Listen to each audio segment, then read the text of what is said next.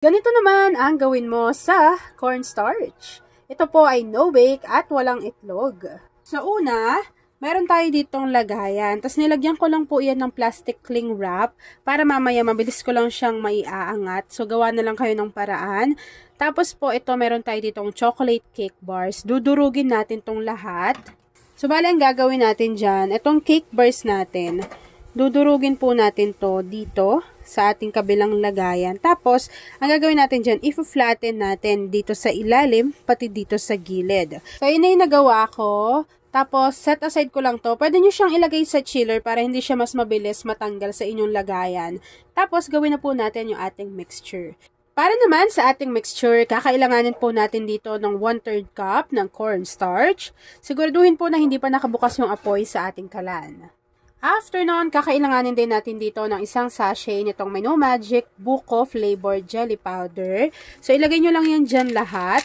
So, ito na po yung gagamitin natin na pampalasa or para lumasa lang yung mismong buko. Since wala po tayong buko mismo na ilalagay dyan. After nun, tutunawin lang po natin ito sa 3 cups of water. Yan, para hindi lang namumuo yan sa bottom ng ating pan. Kakailanganin na rin po natin dito at least half teaspoon ng vanilla essence or vanilla extract. And then, maglalagay na po tayo dito ng 1 can nitong Marie Evaporada. So, alam nyo naman, diba, kapag si Marie, krema sarap at krema sulit. So, yan po ay meron siyang 380 grams. So, yan ang ginagamit ni Ate New Angel dahil po ito ay mura.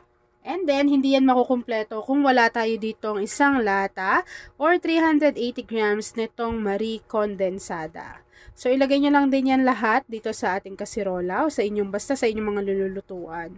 After adding ng ating Marie Evaporada pati yung ating kondensada, haluin lang po ulit natin ito ng maigi hanggang sa mag-combine na sila dyan.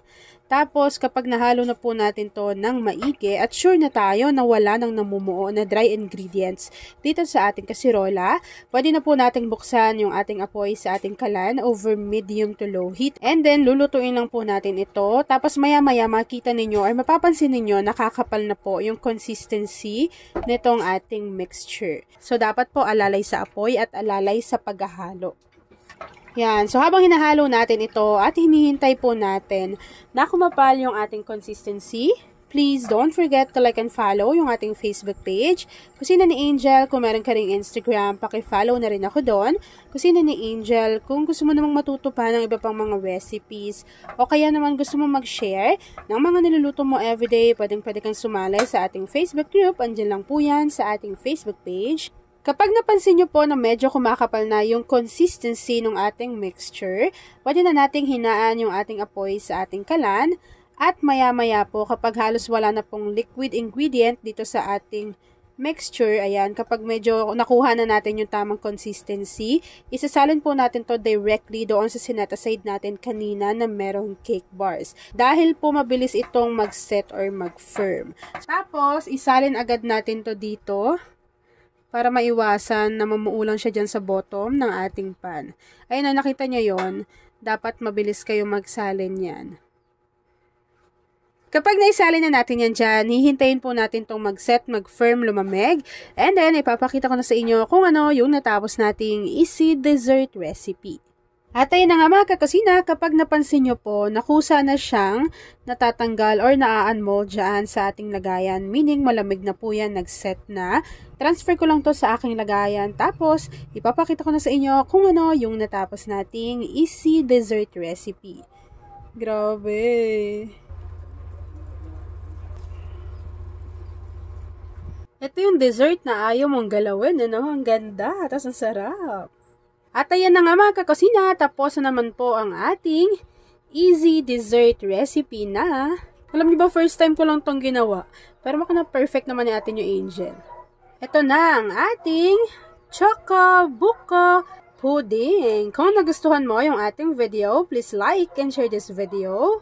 At kung hindi ka pa nakakapag-subscribe sa aking YouTube channel na Kusina ni Angel, please click subscribe button, click mo na yung notification bell, click all para lagi kang updated sa bawat ina-upload kong mga videos.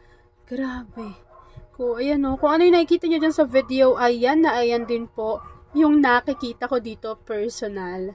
Grabe, sobrang ano niya jiggly. Tapos, ang sarap ng mixture. Tapos, yung chocolate, 'di ba?